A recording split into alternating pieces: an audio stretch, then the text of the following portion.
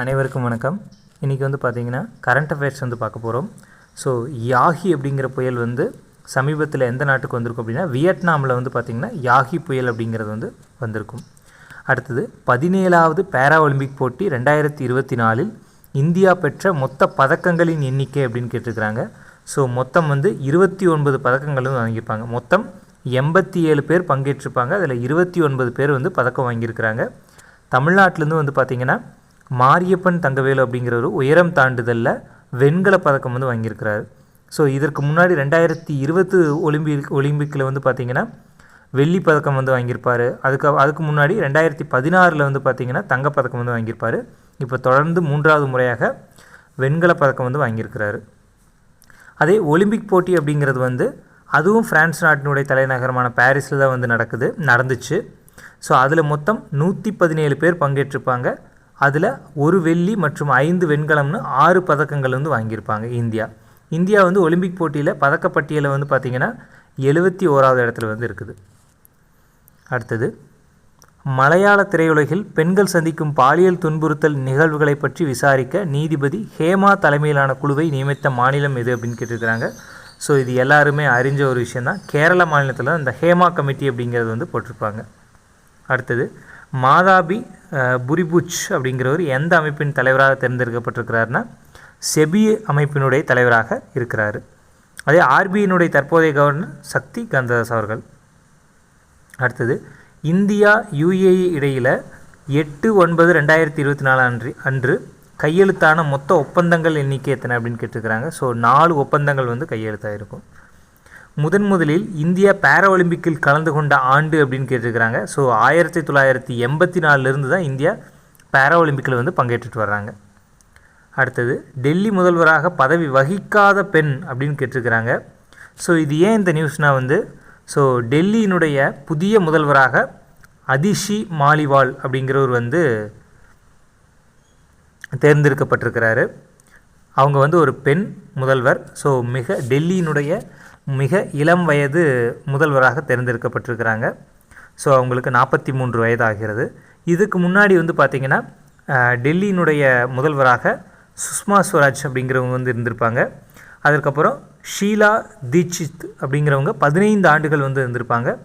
So இப்போ தற்போது பார்த்திங்கன்னா அதிஷி அப்படிங்கிறவங்க டெல்லியினுடைய முதல்வராக 3வது முதல்வராக பதவியேற்றிருக்கிறாங்க. ஸோ அப்போ இதில் பங்கேற்காத பெண் அப்படின்னு சொல்லி பார்த்தோம்னா பதவி வகிக்காத பெண் அப்படின்னா ஸ்வாதி மாலிவால் அப்படிங்கிறவங்க தான். அடுத்தது குரங்கம்மை முதலில் கண்டறியப்பட்ட ஆண்டு எது அப்படின்னு கேட்டிருக்கிறாங்க. ஸோ 1958 தான் இந்த குரங்கம்மை அப்படிங்கிற ஒரு நோய் ஒரு அம்மை நோய் கண்டறியப்பட்டது 1958. அடுத்தது வகுப்பு வாரிய சட்டத்திருத்த மசோதாவை ஆய்வு செய்ய அமைக்கப்பட்ட 31 பேர் கொண்ட குழுவில் நாடாளுமன்றத்தினுடைய குழு தலைவராக இருக்கிறவர் யார் அப்படின்னு சொல்லி பார்த்தீங்கன்னா ஜெகதாம்பிகா பால் அப்படிங்கிறவங்க தான் தலைவராக இருக்கிறாங்க. இதில் 21 பேர் மக்களவையிலிருந்தும் 10 மாநிலங்களவை உறுப்பினர்கள் கொண்ட மொத்தம் 31 பேர் இதில் இருக்கிறாங்க. இதனுடைய தலைவராக இருக்கிறது யாருன்னா அப்படின்னா அதாவது ஜெகதாம்பிகா பால் அப்படிங்கிறவங்க தான் தலைவராக இருக்கிறாங்க. அடுத்தது 22வது சட்ட ஆணையத்தின் தலைவர் யார் அப்படின்னு கேட்டிருக்கிறாங்க. நீதிபதி ரித்துராஜ் அவஸ்தி அப்படிங்கிறவங்க தான். அடுத்தது கட்சி மாறும் எம்எல்ஏக்களுக்கு பென்ஷன் கட் என்பது மசோதா நிறைவேற்றிய மாநிலம், அதாவது ஹிமாச்சல் பிரதேசத்தில் என்ன பண்ணியிருக்காங்க அப்படின்னா ஸோ கட்சி தாவறாங்க இல்லையா எம்எல்ஏக்களுக்கு. ஸோ அவங்களுக்கு ஒரு முறை பதவியில் இருந்தாலே அவங்களுக்கு பென்ஷன் வழங்கப்பட்டு வருது. ஸோ அதை இப்போ வழங்கக்கூடாது. கட்சி ஒரு எம்எல்ஏ கட்சி மாறிட்டாங்க அப்படின்னா அவங்களுக்கு வரக்கூடிய இந்த பென்ஷனை நாங்கள் தரமாட்டோம் அப்படிங்கிற மாதிரி ஒரு மசோதாவை ஹிமாச்சல பிரதேச அரசு இப்போ நிறைவேற்றிருக்கிறாங்க. ஸோ நம்ம தமிழ்நாட்டில் பார்த்திங்கன்னா எம்எல்ஏக்களுக்கு பார்த்திங்கன்னா ஒரு முறை ஒரு 5 ஆண்டுகள் ஒருவர் எம்எல்ஏவாக இருக்கிறாரு அப்படின்னா அவருக்கு 25,000 ரூபாய் பார்த்திங்கன்னா இப்போ பென்ஷனாக வழங்கப்படுது. அடுத்தது ஆசிய சாம்பியன்ஷிப் ஹாக்கி போட்டியை இந்தியா எத்தனையாவது முறை வென்றுள்ளது அப்படின்னு கேட்டிருக்கிறாங்க. ஸோ 5வது முறையாக வென்றிருக்கிறாங்க. அடுத்தது US ஓப்பன் டென்னிஸ் மகளிர் ஒற்றையர் பிரிவில் சாம்பியன் பட்டம் 2024 வென்ற சபலின்ஹா எந்த நாட்டை சார்ந்தவர் அப்படின்னு கேட்டிருக்கிறாங்க. ஸோ பெலாரஸ் நாட்டை சேர்ந்தவர் தான் இவர். அடுத்தது மனோஜ் துவேதி ஒரு நபர் குழு தொடர்புடைய அமைப்பு கேட்டிருக்கிறாங்க. ஸோ யூபிஎஸ்சி சம்மந்தமாக வந்து இந்த குழு வந்து அமைச்சிருப்பாங்க.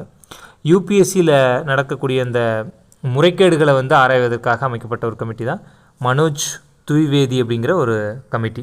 அடுத்தது மத்திய செம்மொழி தமிழாய்வு நிறுவனத்தின் துணைத் தலைவர் யார் அப்படின்னு கேட்டிருக்கிறாங்க. ஸோ சுதா சேஷையன் அப்படிங்கிற மருத்துவர் சுதா சேஷையன் அப்படிங்கிறவர் தான் மத்திய செம்மொழி தமிழாய்வு நிறுவனத்தின் துணைத் தலைவராக இருக்கிறாங்க. அடுத்தது திமுக தொடங்கப்பட்டது அப்படின்னு சொல்லி கேட்டிருக்கிறாங்க. So September 17, 1949. அதே வந்து ஏடிஎம்கே அப்படின்னு சொல்லி பார்த்தீங்கன்னா அக்டோபர் 17, 1972. இந்தியாவில் முதல் வந்தே மெட்ரோ ரயில் சேவை எந்த மாநிலத்தில் துவங்கப்பட்டது அப்படின்னா குஜராத்தில். ஸோ நம்ம வந்தே பாரத் அப்படிங்கிற ரயிலும் பார்த்துருப்போம். ஸோ மெட்ரோ ரயில் சேவை அப்படிங்கிறது கல்கத்தாவில் வந்திருக்கும். இங்கே என்ன கேட்டிருக்கிறாங்க அப்படின்னா வந்தே மெட்ரோ ரயில் சேவை அப்படிங்கிறதுனா அது குஜராத். அடுத்தது உலக ஓசோன் தினம் என்னைக்கு அப்படின்னா செப்டம்பர் 16 வந்து பார்த்திங்கன்னா உலக ஓசோன் தினம். அதே மாதிரி செப்டம்பர் 15 வந்து பார்த்திங்கன்னா உலக மக்களாட்சி தினம்.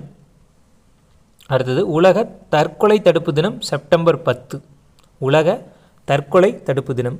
அடுத்தது உலக எழுத்தறிவு தினம் என்னைக்குன்னு பார்த்திங்கன்னா செப்டம்பர் 8. அதே மாதிரி செப்டம்பர் 5 வந்து பார்த்திங்கன்னா தேசிய ஆசிரியர் தினம் வந்து கொண்டாடப்படுது.